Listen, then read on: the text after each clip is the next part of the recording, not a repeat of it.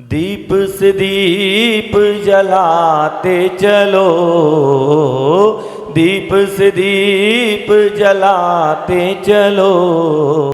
परम पूज्य आचार्य श्री 108 विशुद्ध सागर जी महामुनिराज की जय। श्रवण मुनि श्री 108 अरिजीत सागर जी महाराज की जय। नमोस्तु नमोस्तु नमोस्तु महाराज। महलों का सुख छोड़ कर जिनवरों के मार्ग पर बढ़ चले मुनिराज। महलों का सुख छोड़ कर जिनवरों के मार्ग पर बढ़ चले मुनिराज, हो बढ़ चले मुनिराज। आत्म अनुभव लीन नित निर्ग्रंथ बड़ भागी महा परिशहों की धार मूसल पार कर होते विमल। चलते फिरते सिद्ध सम, चलते फिरते सिद्ध सम, धन्य है वनवासी सन। बढ़ चले मुनिराज, बढ़ चले मुनिराज। महलों का सुख छोड़ कर वनवरों के मार्ग पर बढ़ चले मुनिराज, हो बढ़ चले मुनिराज। अनुरोध करेंगे गुरुदेव से कि गुरुदेव समय 7:05 हो गया और हम आपके प्रवचन के इंतजार में हैं और आप आज की प्रवचन बिला प्रारंभ करें और हमारे ऊपर धर्म की गंगा बहाएं। नमः सिद्धेभ्यः।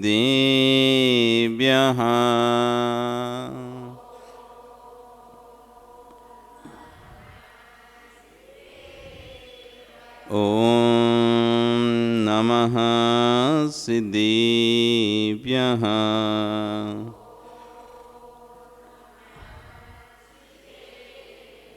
ॐ नमः सिद्धेभ्यः।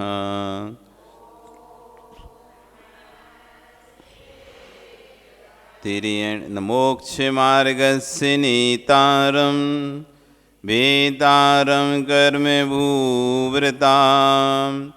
ज्ञातारं विश्वतत्त्वानां वन्दे तद्गुणलब्धये, वन्दे तद्गुणलब्धये, वन्दे तद्गुणलब्धये। नमो अरिहन्ताणं, नमो सिद्धाणं, नमो आयर्याणं, नमो वज्रायाणं, नमो लोये सव्यसाहुणं। बोले अनंत अनंत से परमेष्टि भगवानी की, आदिरम आदिनाथ भगवानी की, वर्तमान शासनी महावीर भगवानी की, आचार्य श्री कुंद उमा स्वामी महाराज जी की, आचार्य गण विश्व सागर जी महाराज जी की, अहिंसा में विश्व धर्म की।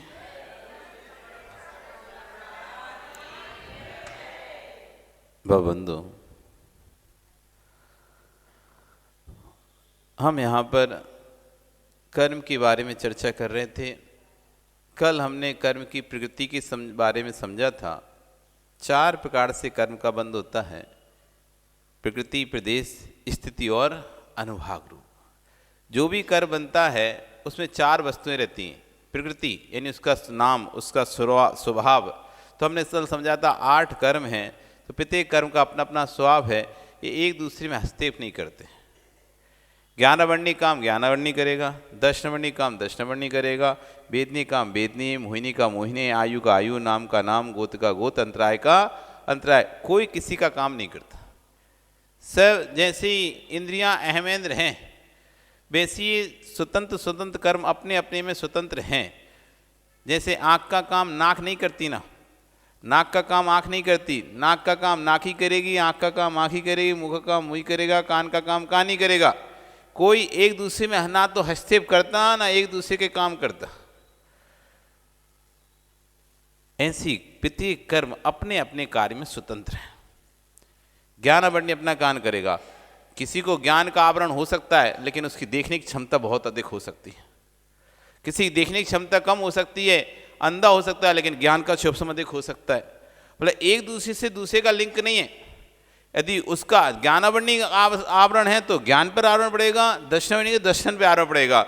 एक व्यक्ति हो सकता है ज्ञानी भी हो, अच्छा जानकार भी हो, लेकिन वेतनी कर्म उसका असाता चल रहा है, पैसे की तंगी हो उसके पास, असाता है, शरीर के कष्ट होने के बाद भी ज्ञानी हो सकता है, बुद्धिशाली विवेकशाली हो सकता है। वेतनी अपना जगह काम कर रहा है, अंतराय अपनी जगह काम कर रही है, आयु अपनी जगह काम कर रहा है, नाम अपनी जगह, गोत्र अपनी जगह काम कर रहा है, नीचे गोत्र में भी उत्पन्न होकर बड़ा ज्ञानी हो सकता है, विद्वान हो सकता है, महापुरुष हो सकता है। इसलिए सारे जो कर्म हैं अपने अपने, इसलिए सबकी प्रकृतियां बता दी हैं। सब कर्म अपने अपने कार्य करते हैं और सब अपने अपने हिसाब से कार्य करते हैं, कोई किसी में हस्तक्षेप नहीं करता। जैसे कर्म एक दूसरे के कार्य में हस्तक्षेप नहीं करते ना, वैसे हमको भी नहीं करना चाहिए।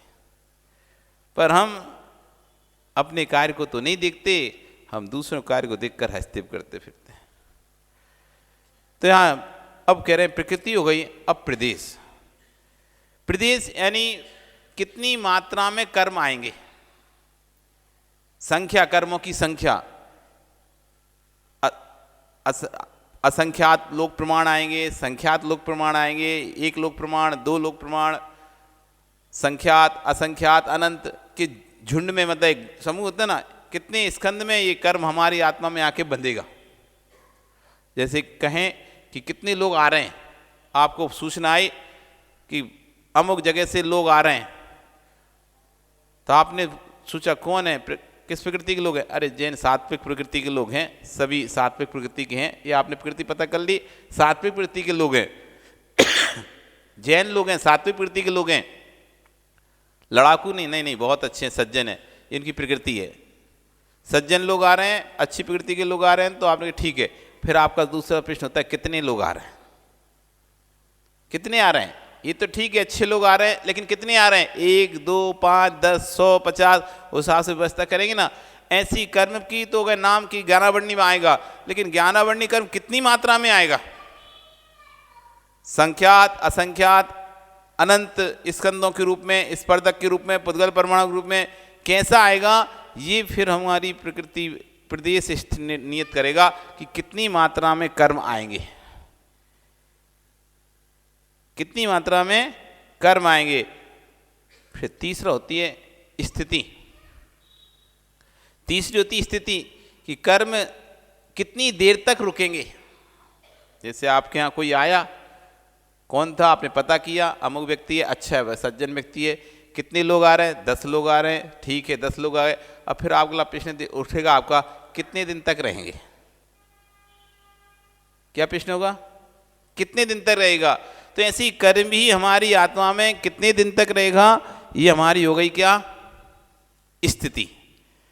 कर्म आया ज्ञानावरणी, उसका काम क्या था? ज्ञान में आवरण डालने का काम था। कितनी संख्या में आया? असंख्यात लोक प्रमाण, पुद्गल परमाणु हमारी आत्मा में एक साथ आए। कितने दिन तक रहेंगे? अधिकतम कितने दिन तक रह सकते हैं? तो कभी ये 30 कोड़ा कोड़ी सागर तक रहेंगे अधिकतर रहे तो, नहीं तो अंतर्मुक्त के बाद भी जा सकते हैं। मतलब कोई व्यक्ति आया तो कह आके चला जाएगा, अथवा रहेगा भी, महीना 2 महीना रहेगा, ऐसा कहते पन, या तो 1-2 दिन में ही चला जाएगा, नहीं तो महीना 2 महीना रहेगा। तो ऐसी कर्म आएंगे, नहीं तो अंतर्मुक्त में निपट जाएंगे, नहीं तो हो सकता है अधिकतर रहे तो 30 कोड़ा कोड़ी सागर तक रह सकता है। कौन सा? ज्ञानावरणी। हर कर्म अपनी अलग अलग स्थिति है। ज्ञानावरणी 30 कोड़ा कोड़ी, दर्शनावरणी 30 कोड़ा कोड़ी सागर तक, वेदनी है 20 कोड़ा कोड़ी, मोहिनी है 70 कोड़ा कोड़ी, तो आयु 33 सागर तक। तो अलग अलग कर्मों की अलग अलग आगे जाके बताएंगे कि कौन सा कर्म कितने लंबे समय तक रुकता है। ये होती स्थिति। फिर चौथा होता है अनुभाग। अनुभाग यानी फल देने की ताकत, शक्ति। संख्या कितनी है ये महत्वपूर्ण नहीं है, कितने दिन रुक रहे हैं ये भी महत्वपूर्ण नहीं है। महत्वपूर्ण ये है कि सामने वाला ताकतवर कितना है। 100 लोग भी आए लेकिन 100 लोग डरपोक हैं, कोई काम के नहीं है, उनसे अपने कोई हानि नहीं होगी। लेकिन एक भी आया है वो हमारा बहुत घाटा कर सकता है, वो पावरफुल है, नुकसान कर सकता है, फायदा करा सकता है। आप देखते हैं ना, एक व्यक्ति आ गया, बड़ा सेठ आ जाए, आप सोच चलो ये आ गया, अब टेंशन नहीं, यही 17 लोगों से थोड़ा थोड़ा लेने की जरूरत नहीं, इससे एक बार में बोल देंगे तो काम हो जाएगा। तो अब अनुभाग ये महत्वपूर्ण है। कर्म आएगा उदय में, अब कितनी तीव्रता से वो हमको सुख या दुख देगा ये उसके अनुभाग पर डिपेंड करता है। सिर दर्द सबके होता है, लेकिन सबका सिर दर्द अलग अलग होता है।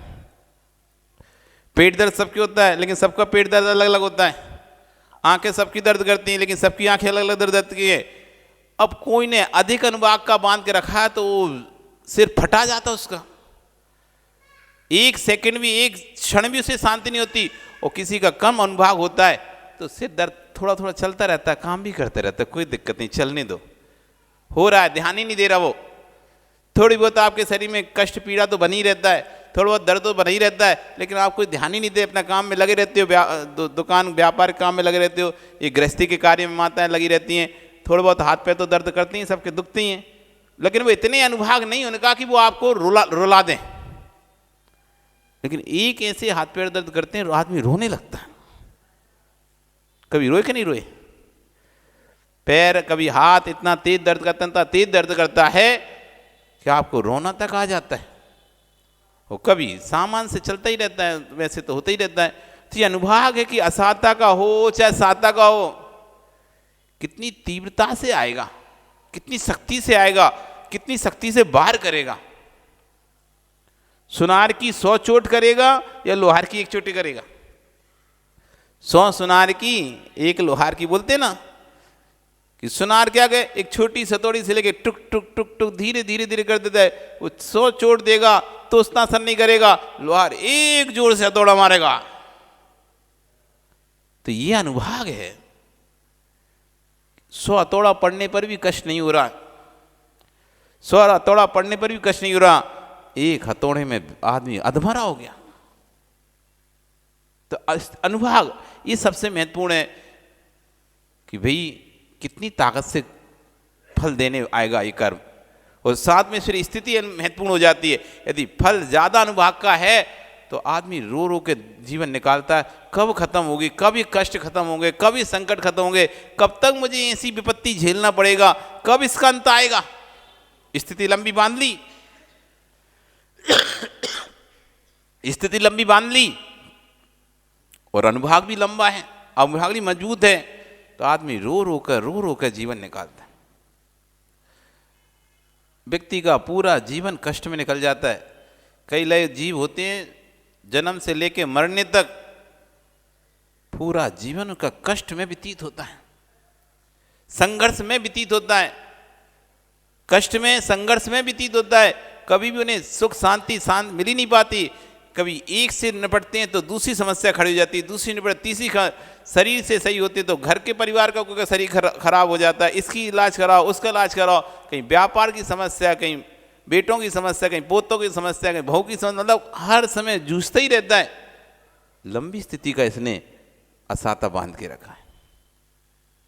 ये 4 प्रकृति, प्रदेश, स्थिति और अनुभाग, ये प्रत्येक कर्म में 4 चीजें रहती हैं, प्रकृति, प्रदेश, स्थिति और अनुभाग। ये प्रकृति और प्रदेश तो ये योग से बनता है, मन वचन काय से प्रकृति और प्रदेश का बंध होता है।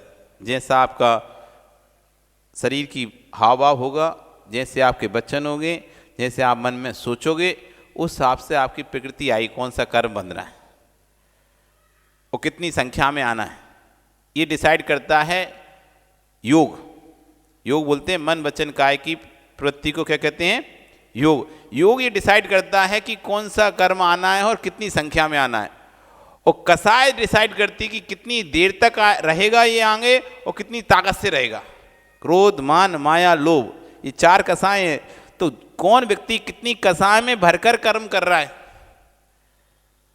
एक आप बेटे को चांटा मार रहे हो, उस समय आपके अंदर कौन सी कसाय चल रही है?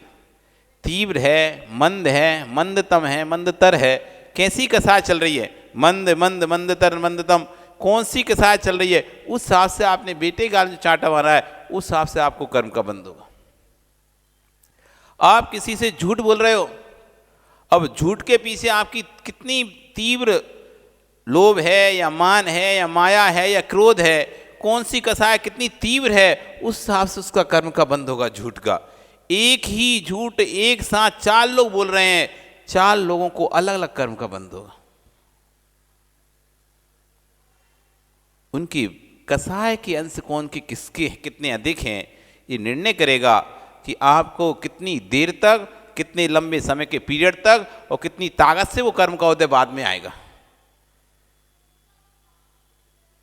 लोक में भी देखा जाता है, न्यायालय में भी देखा जाता है, एक ही जुर्म की सजा 4 लोगों को अलग अलग दी जाती है। एक व्यक्ति का खून हुआ, अब वहां पर देखा जाएगा इसने अपने सेल्फ डिफेंस में किया, बचाव में उसका घात किया, अथवा धोखे से उससे घात हो गया, अथवा सोची समझी प्लानिंग से घात किया, अथवा प्लानिंग किसी और की थी, ये तो मोहरा बनाया गया था। इतनी प्रकार से चलता ना, प्लानिंग कोई और किया है, मोहरा कोई और बनाया है, अथवा उसको पता ही नहीं चला, वो तो धोखे से कर कुछ रहा था, ऐसे उठा रहा था, एकदम पीछे को आया और लग गया उसको। एक अपने बचाव के लिए दूसरे से लड़ा और उससे मर गया। अब ये निर्णय कौन करता है? जज करता ही नहीं करता, सुनवाई करता है। 4 लोगों ने एक ही 4 लोग हत्या के दोषी हैं, सबकी अलग अलग स्थिति देखकर तुमने अलग अलग सजा दी जाएगी। ऐसा नहीं कि उसको तो दी थी उम्र कैद सजा, इसको भी उम्र कैद की सजा दो, उसको तो फांसी दे, इसको भी फांसी सजा दो। एक को बाइज्जत बरी करा जा रहा है, एक को 5 साल की सजा दी जा रही है, एक को 20 साल की दी जा रही है, तो एक को उम्र कैद दी जा रही है, तो किसी को फांसी की सजा दी जा रही है। ये सब अलग अलग निर्णय कैसे? वह निर्णय किया जा रहा है, डिसाइड किया जा रहा है कि इस व्यक्ति ने किन परिस्थितियों में, किन भावों से ये हत्या की है। ऐसी हम जो हिंसा, झूठ, चोरी, कुशील, परिग्रह जो कर रहे हैं, उससे हमारा डिसाइड होता है कि हम किन भावों से, क्षणिक क्रोध था या लंबा समय से इनका लड़ाई चला आ रहा था या तुरंत में लड़ाई हुआ था, इस कारण से इसने उसको शब्द बोले, या पहले से सोच के आया था कि मैं आज इसको ऐसे बोल के रखूंगा। कौन सी कसाय के साथ, अनंतानुबंधी कसाय के साथ इसने सामने वाले से बुराई मोल ली है, या उसकी बुराई कर रहा है, या प्रत्याख्यान कसाय है, या प्रत्याख्यान कसाय है, या संजुलन कसाय है, कौन सी कसाय भी इसके उदय में चल रही है, उस कसाय के बस होकर ये पाप कर रहा है। क्योंकि कसाय तो 10वें गुण स्थान तक रहेंगी। कसाय कौन से गुण स्थान तक रहती हैं? 10वें गुण स्थान तक रहती हैं। कसाय 10वें गुण स्थान तक अभाव नहीं होता, 11वें गुण स्थान में कसायों का उपशमन होता है, तो वापस फिर उदय में आ जाती हैं, तो फिर वापस वो 9, 10, 8 में वापस चला जाता है गुण स्थान में। और यदि वो 6 कर के ऊपर चढ़ रहा है कसायों को नष्ट करके, तो 12वें गुण स्थान में पहुंचता है, जहाँ पे पूर्ण रूप से कसाय नष्ट हो जाती हैं। तो 10वें गुण स्थान तक कसाय है, लेकिन कसाय 10वें स्थान तक तो है, लेकिन बहुत सूक्ष्म कसाय है, सूक्ष्म लोभ नाम कसाय है। जो अनंतानुबंधी कसाय, वो ऐसी कसाय होती है, मर जाएगा लेकिन छोड़ेगा नहीं। जब अनंतानुबंधी कसाय के उदय में आते हैं, तो व्यक्ति के ऐसे परिणाम होते हैं, मर जाऊंगा लेकिन इससे बात नहीं करूंगा। कई लोगों से आपकी मन मुटाव हो जाता है, घर में हो जाता है, जेठानी जेठानी से हो जाता है, भाई भाई का हो जाता है, अड़ोसी पड़ोसी का हो जाता है, माता पिता पुत्र का हो जाता है, भाई बहन का हो जाता है, भाभी भौजाई का हो जाता है, नंद भौजाई का हो जाता है। पूरे जीवन ऐसी गांठ बांध लेते हैं, मर जाएंगे लेकिन बोलेंगे नहीं। यह अनंतानुबंधी कसाय के लक्षण, जिसके ऐसे परिणाम चल रहे हैं। मैं तो उसके घर कभी जाता नहीं हूं और न कभी जाऊंगा, मैंने तो कसम खा ली है, अपने जीवन में तो कभी उसके घर नहीं जाऊंगा। इसके इस तरह के परिणाम चल रहे हैं, ये अनंतानुबंधी कसाय के परिणाम है। जो अनंत का अनुबंध करा रहे हैं, उसके संसार का, अनंत संसार के अनुबंध में लगे हुए हैं, ऐसा व्यक्ति ये क्रोध, मान, सिर कटा लेगा लेकिन सिर झुकाएगा नहीं, सिर कटा लेगा लेकिन सिर झुकाएगा नहीं, एक नाम के पीछे लाखों बर्बाद कर देगा। बस अब तो नाम की बात है, किस बात पर? अब तो बात की बात है, अब तो जितने पैसे लगे लग जाएं, लेकिन उसको तो सबक सिखा के रहूंगा। एक छोटी सी बात पर लड़ाई झगड़ा होता है कभी कभी व्यक्ति का, और फिर बात की बात आ जाती है, मूछ की बात आ जाती है। अब तो फिर पैसा नहीं देखता वो, साम दाम दंड भेद कैसी करके, अब बात की बात है, मैं इतना बड़ा आदमी और वो छोटा आदमी उसको ऐसे कैसे बोल के चला गया, अब तो मैं उसको सबक सिखा के रहूंगा। अब उसको मान लो उसकी भी थोड़ी बहुत कोई पावर थी, पहचान थी, तो छोटे मोटे से नहीं हुआ, अब वो हर जगह से सोर्स लगा के कैसे भी करके, अब उसमें चाहे लाखों खर्चा हो जाए, छोड़ूंगा नहीं। ये अनंतानुबंधी मान, अनंतानुबंधी मान, अनंतानुबंधी क्रोध, मान, माया, हर समय 24 घंटे जो दिमाग में बस यही लगता रहता है, कैसे अपना काम निकालूं, कैसे अपना काम निकालूं, कैसे इसकी टोपी उसके सिर करूं, कैसे इसका पैसा उपयोग करूं, कैसे इसको पागल बनाऊं, कैसे इसको बेवकूफ़ बनाऊं, कैसे इसका धन हड़प लूं। ये सब मायाचारी की टिक दिमाग में जिसकी 24 घंटे चली रही है, तिकड़मबाज जिसे कहते हैं, 24 घंटे दिमाग में उसको चल ही रहा है, कैसे उसका काम निपटाना है, कैसे उससे काम निकालना है, कैसे उससे काम निकालना है, कैसे उसको पागल बना के रखना है। ये तिकड़म 24 घंटे जिसकी चली रही है, एक क्षण भी शांति नहीं है। ये अनंतानुबंधी मायाचारी चल रही है इसके।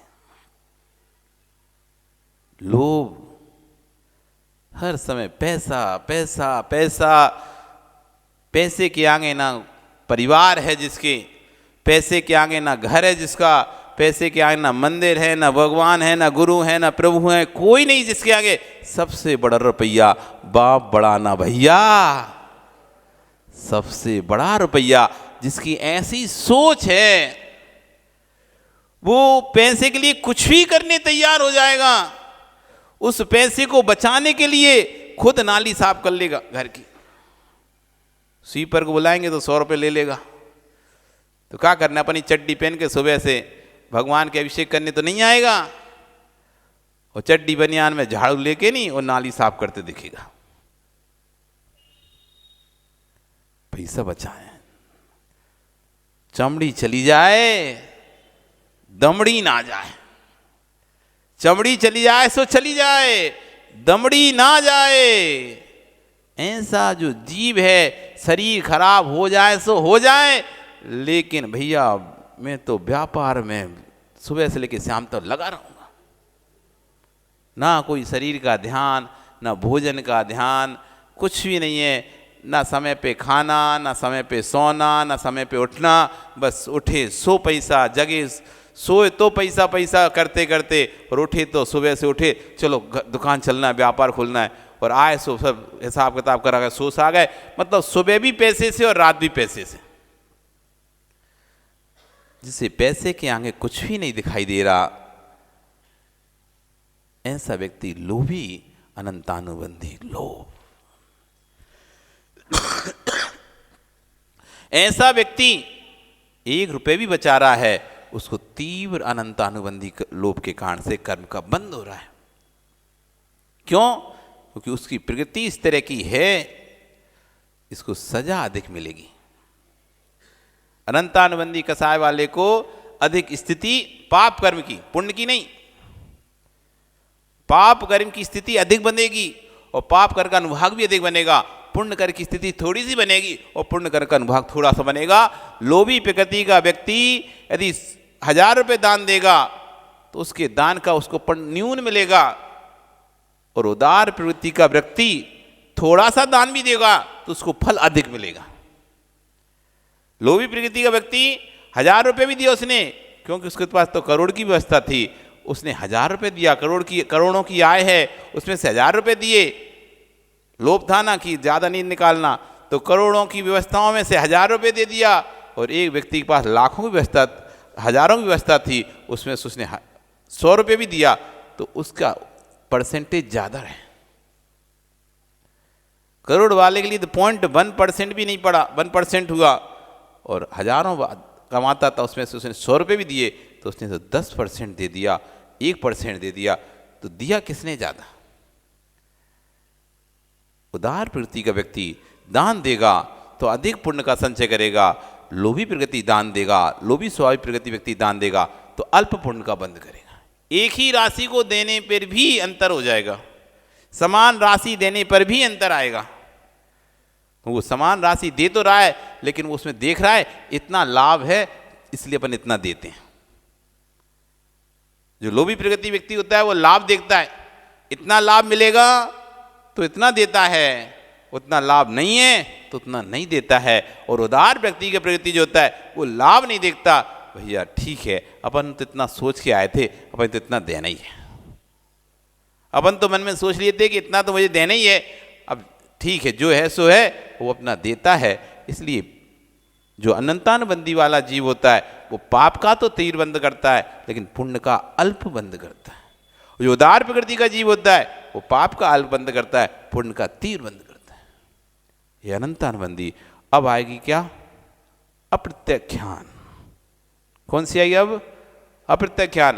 अनंतानुबंधी जो अनंत का अनुबंध कराए, अनंत भावों तक हमें सम्यक दर्शन ना होने दे, हमें अनंत भावों तक पाप में ही डुबा के रखे, हमको कष्टों में डाल के रखे, इस संसार में घुमाती रहे, इसका नाम है अनंतानुबंधी। अब आपका समय हो गया, कल फिर आओगे, पर्या रही तो फिर अप्रत्याख्यान कसाय के बारे में फिर हम चर्चा करेंगे। बोली भगवान महावीर स्वामी की। चले जिनवाणी जावाणी के हैं ज्ञान ते हैं सूझे लोग गाह लोग, सो वाणी मस्तके नमु सदा देते हूँ धूप। हे जिन वाणी भार दी तो है जपो दिन रैन, जो तेरा शरणागहे सो पावे सुख चैन। देव भजो अरिहंत को गुरु सेव्यो निर्ग्रंथ, दया धर्म बालू सदा यही मोक्ष का पंथ, यही मोक्ष का पंथ। नौवाणोकार मंत्र।